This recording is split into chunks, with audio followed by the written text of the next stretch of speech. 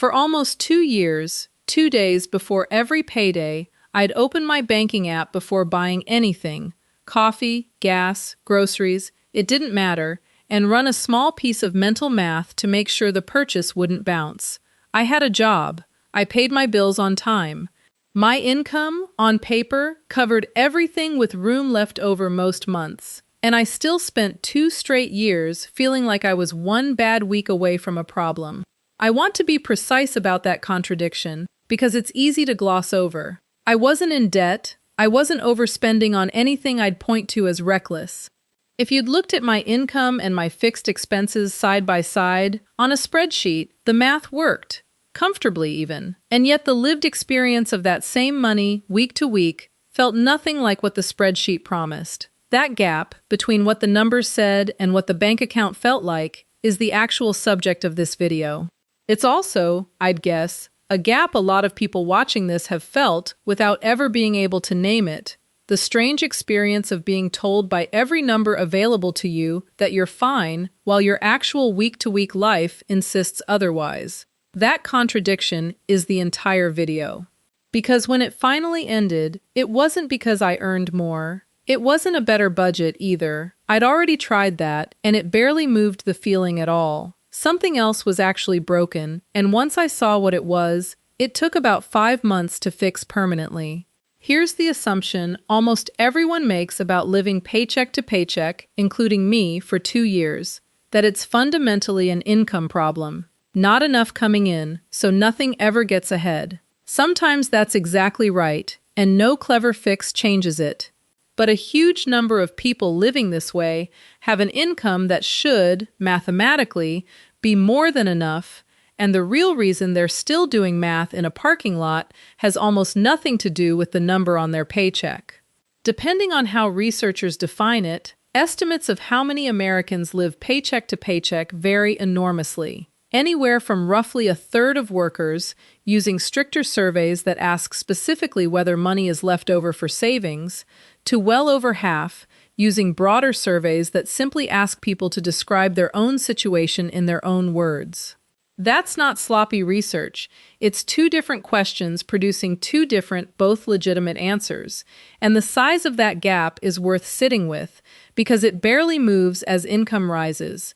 A meaningful share of 6-figure earners describe themselves the same way people making half that do, in the broader surveys specifically. Those are different kinds of findings, and the difference between them matters. A narrower survey measures something close to actual hardship, not enough left over after essentials, no matter how it's counted. A broader survey measures a feeling, people describing their own situation in their own words against their own sense of what comfortable should feel like. A meaningful gap between those 2 kinds of findings means a lot of people reporting the feeling aren't necessarily in the narrower, measured hardship. There's a genuine hardship version of this, where the math truly doesn't work no matter how it's rearranged, and there's a different version, the one I was in, where the math works fine on paper and still never feels like it does. That gap is really the reason this video exists, and I want to be careful about what it does and doesn't prove. For a lot of people, the paycheck-to-paycheck feeling is a straightforward income problem, expenses that genuinely outpace what's coming in, sometimes because of debt, sometimes childcare, sometimes housing costs that have simply outgrown what income can absorb. No amount of clever scheduling fixes that, and nothing here is meant to suggest otherwise. But for another group, including me, a real part of what created the feeling wasn't the amount of money at all. It was when that money arrived relative to when it had to leave. So, if it isn't the amount of money, what is it? Picture your paycheck landing on a Friday. Rent was due on the 1st. The car payment cleared on the 3rd. Groceries happened all week, scattered in between. By the time Friday's paycheck lands, most of it was never new money at all. It's reimbursing bills that already happened, using income that hadn't arrived yet when those bills were due. You're not spending this paycheck, you're catching up with it, and by the time you've caught up, the next round of bills is already due again. That's the actual mechanism, and it explains something that used to confuse me: why tightening my budget never fixed the feeling. A friend of mine cut her spending aggressively for the better part of a year, genuinely spending less than before, and described her finances as feeling exactly as tight at the end as at the start. She wasn't imagining it. She'd built a smaller, gentler version of the same treadmill, still one step behind the same bills, chasing the same paycheck, just moving a little slower. It helps to understand why this mismatch exists in the first place. It's a structural leftover from two systems that were never designed to talk to each other. Paychecks run on a payroll calendar. Most employers pay either every other week, which produces 26 paychecks a year, or twice a month, on fixed dates like the 15th and the last day, which produces 24. Bills run on a completely separate calendar, set by whichever company happens to be billing you, usually anchored to whenever the account was originally opened. Nobody coordinated those two calendars with each other because nobody was ever in a position to. There's a specific, well-known version of this collision worth naming, because if you're paid every other week, you've almost certainly lived through it without having language for it. 26 paychecks a year, divided across 12 months, doesn't divide evenly. Most months get 2 paychecks. A couple of months a year get 3. That third paycheck feels like a windfall, and it isn't. It's simply the calendar catching up with itself. The same total yearly income, arriving in a slightly different rhythm than usual. People who don't expect it often treat it as extra, spending it the way they'd spend a bonus, when it was actually just this year's income arriving on an odd month. Understanding that rhythm in advance is a small thing, but it's one more piece of the timing puzzle that has nothing to do with how much anyone earns and everything to do with how the calendar happens to be shaped. Someone paid twice a month instead of every other week runs into a quieter version of the same issue. Fixed dates like the 15th and the last day still don't line up with rent due on the 1st or a car payment due on the 20th. The shape of the mismatch changes slightly by pay frequency. Its existence generally doesn't. Put real numbers on it, because the abstract version undersells how mechanical this is. Rent, $1,400, due on the 1st. Paycheck, $2,000, lands on the 5th. On paper, that's comfortable. $600 of breathing room. But if rent had to get covered somehow before the 5th, out of whatever was left from the previous paycheck, that extra $600 was never actually extra. It was already spoken for by the thin margin that covered the gap between the 1st and the 5th. Multiply that by every bill whose due date doesn't line up with a payday, and an entire month turns into a chain of small, invisible loans, each paycheck quietly covering the one behind it, never quite catching up, no matter how comfortable the total looks written down. A monthly budget can't see this at all, which is part of why it's so hard to diagnose from the inside. A budget totals the whole month at once, income against expenses, and the totals can balance perfectly while the week-by-week experience of actually living through it still feels like a sprint. The spreadsheet isn't lying. It's just not measuring the thing that's actually causing the stress. There's a psychological reason the stress hits even when the totals technically balance, and it comes down to something behavioral economists call mental accounting, the tendency to treat money differently depending on which mental bucket it's assigned to, even though a dollar is a dollar no matter where it sits. Money that's already earmarked to cover a bill that already happened doesn't register, mentally, as spendable, even while it's still physically sitting in the account. It feels borrowed because in a functional sense, it already is. That's why a balance can look reassuring on a screen and still produce real anxiety in the body. The number is accurate, the feeling is responding to something the number doesn't show. How much of that balance was already promised to the past before it ever arrived? You can see this same mental accounting at work in a much more ordinary moment. The difference between a $500 balance the day after payday and the same $500 balance 3 days before the next one. Mathematically, identical number. Psychologically, almost nobody treats them the same way. The freshly paid $500 feels like room to breathe. The same $500, sitting there right before the next paycheck, feels like it's already spoken for, because by that point in the cycle, it usually is. The account isn't lying either time. It's the same account. What changed was how much of that number had already been mentally assigned to something before it showed up on the screen. There's a real dollar cost to this structure too, and it isn't evenly spread. Overdraft and insufficient funds fees have actually fallen sharply in recent years, as many banks changed their pricing, from close to $12 billion industry-wide before the pandemic to well under $6 billion more recently. That's real progress. But consumers still pay billions of dollars in these fees every year, and the burden remains heavily concentrated. Federal research has repeatedly found that a relatively small share of account holders account for a large share of that total, not because that group is worse at managing money, but because the timing gap described above is exactly the condition that produces an overdraft. A bill clears a day before the paycheck that was supposed to cover it.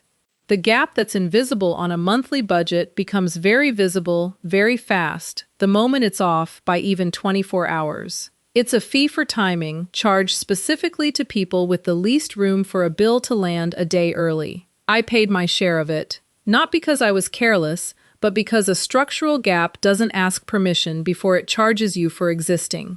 Overdraft fees aren't the only place this gap shows up financially. A lot of people avoid the overdraft entirely by reaching for a credit card instead, covering the gap between a bill and a paycheck with borrowed money rather than a bounced payment.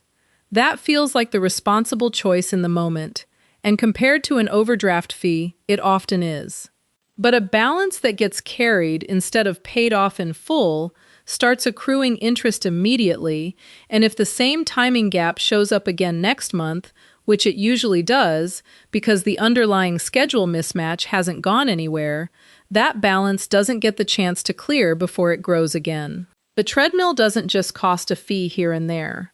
For plenty of people, it quietly becomes a revolving balance that outlives the specific bill that started it, with interest compounding on top of a gap that was never really about spending too much in the first place. And there's a shame that sits on top of all of it, worth naming directly, because I think it's part of why the problem lingers for so many people longer than it needs to. Admitting you're living paycheck to paycheck, even with a respectable income, feels like admitting something about your character, carelessness, poor discipline. That's why I never told anyone about the parking lot math for 2 years, not even people close to me who almost certainly would have understood. It felt less like a fact about my finances and more like a fact about who I was, which is a strange thing for a scheduling problem to make anyone feel. But a mechanical timing gap isn't a character flaw. Treating it like one just adds guilt on top of a problem guilt was never going to solve, and the guilt itself tends to keep people quiet about it, which keeps the actual mechanism hidden for even longer. I remember one specific conversation early in those 2 years where a coworker mentioned offhand that she always checked her balance before pumping gas, said it like a small joke about herself, and I laughed along and said something vague instead of admitting I did the exact same thing every single week for the exact same reason. 2 people doing identical math, both quietly assuming the other one had it figured out. Neither of us said anything real because neither of us wanted to be the one who admitted it first. It's a strange kind of isolation, being surrounded by other people running the same treadmill and having no idea because everyone involved has the same reason to stay quiet about it. Here's what actually fixed it, and it wasn't dramatic. There's a name for the strategy, worth knowing because it makes it easier to remember and easier to search for later. Getting 1 month ahead. I built 1 month of expenses into a separate account. Small, automated transfers, nothing heroic, about 5 months to get there. Once that full month existed, I stopped using each new paycheck to pay that same month's bills. Instead, I used the money I'd already accumulated to fund the current month, and every paycheck that arrived during that month got held for the next one instead of being spent immediately. Picture it as a handoff between months instead of a one-time transaction. August saved up money, paid September's bills. The paychecks that arrived during September didn't touch September at all. They sat there, becoming October's money. Then October's bills got paid from what September had already earned, and September's paychecks became November's money in turn. The buffer isn't spent once and rebuilt from scratch every time. It's more like a rolling handoff. Each month's income quietly becomes next month's spending money, one step removed from the moment it's needed, permanently. It's worth seeing what changes if that handoff starts with a smaller cushion, because the amount matters less than people assume. Someone who only manages 2 weeks ahead, not a full month, still closes most of the gap. Paychecks land further ahead of their bills than they did at zero, even without being fully caught up. Someone who gets 2 months ahead closes the same gap with extra room to absorb an irregular expense on top of it. The mechanism is identical at every size. What changes is only how much slack exists once the handoff starts, not whether it works at all. That one shift broke the treadmill completely. From then on, the paycheck landing on Friday wasn't reimbursing bills that already happened. It was becoming next month's money. I was spending income that had already had time to sit and settle, instead of money that had landed hours before I needed it. My income never changed. My expenses never changed. The only thing that moved was which month's paycheck was funding which month's bills. I want to be honest about who this fix is actually for, because just build a buffer isn't fair advice for everyone.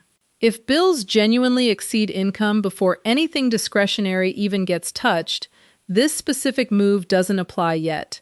That usually needs more income, assistance, or both before timing becomes the relevant lever at all. Building a buffer out of money that doesn't exist isn't a fix. It's a different kind of stress wearing the same name. The test is simple enough to run on your own numbers. Add up a full month of income, subtract a full month of essential bills, and see whether the total lands positive. If it does, on paper, and the day-to-day experience still feels tight, that's worth investigating as a timing question before assuming the answer is simply more income. The same mechanism shows up in an even more extreme form for anyone whose income doesn't arrive on a fixed schedule at all. Freelancers, gig workers, anyone paid by the job instead of by the calendar. There often isn't a reliable pay date to line anything up against in the first place. The fix runs on identical logic, just sized differently. Instead of 1 month of expenses, the buffer needs to be deep enough to smooth out real income variation, covering a slow month using a good month's surplus. Same reservoir, standing between unpredictable timing and predictable obligations. It just has to run deeper when the income side is the unpredictable one instead of the bill side.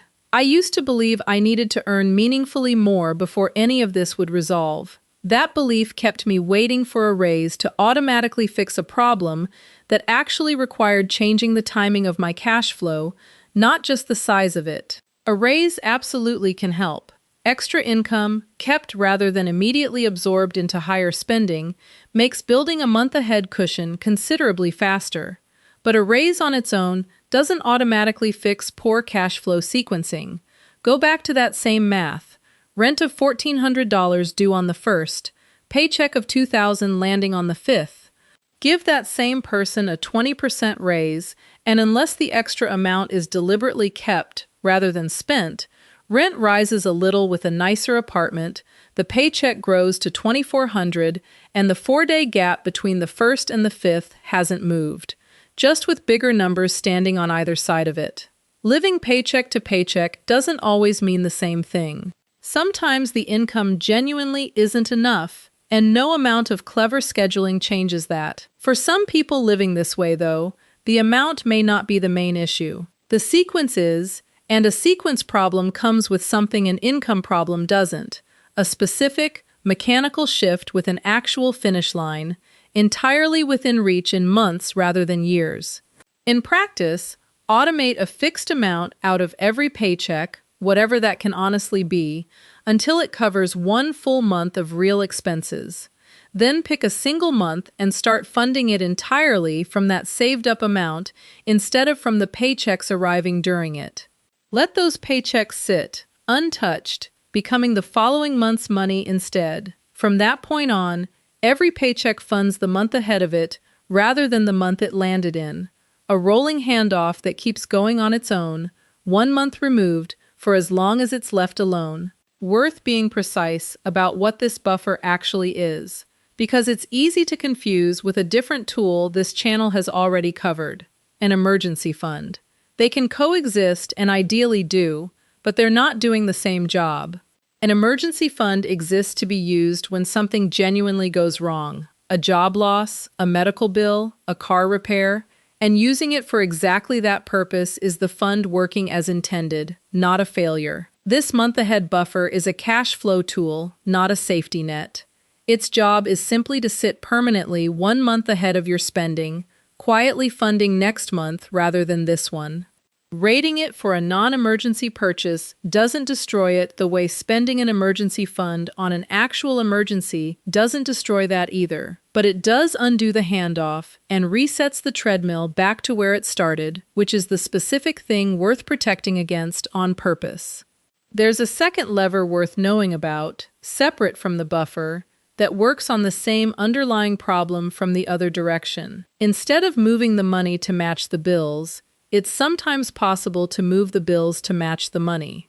Most utilities, most lenders, and plenty of subscription services will shift a due date if you simply call and ask. Not always, and not unlimited times, but far more often than people assume.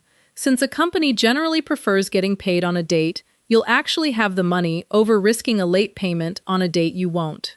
Lining up due dates close to payday doesn't fix a total lack of income the way the buffer does, but it can shrink the size of the gap the buffer has to cover in the first place, and it costs nothing but a phone call. The two levers work well together. A smaller gap, closed by a smaller buffer, reached faster than either one alone would manage. I don't check my balance before buying coffee anymore, not because I earn dramatically more, and not because I stopped caring what things cost, because the money funding this week was already sitting there before the week started, so there's nothing left to check for. The math I used to do in a parking lot doesn't exist anymore because it was never really solving a spending problem, it was managing a timing problem with vigilance, when the actual fix was structural the whole time. I think about the version of me who spent 2 years assuming a bigger income was the only real solution. She wasn't wrong that more money would have helped eventually. She was wrong about it being the thing standing between her and the feeling she actually wanted, which was simply not doing math before buying coffee. A feeling that turned out to be available months away, not years away, once the actual mechanism was visible. She also assumed, without ever quite saying it out loud, that other people who seemed comfortable simply had that comfort by default. It never occurred to her that plenty of those same comfortable-looking people were doing the exact same parking lot math, just more quietly. If you're doing that same math right now, the goal was never to out-earn the feeling. It's to get one full cycle ahead of it, once. So the money arriving this week was never actually needed until the week after. That shift is smaller than it sounds, and for this kind of timing problem, it's the move that actually ends the treadmill instead of just running it a little slower. 5 months, in my case, and every one of them ordinary, no dramatic sacrifice, no windfall, just the same paycheck, arriving on the same schedule, slowly building toward a single afternoon where the whole structure finally flipped. If this kind of explanation is useful to you, the rest of this channel works the same way, taking apart something that feels confusing or stressful about money until it's just a mechanism you can actually see and fix.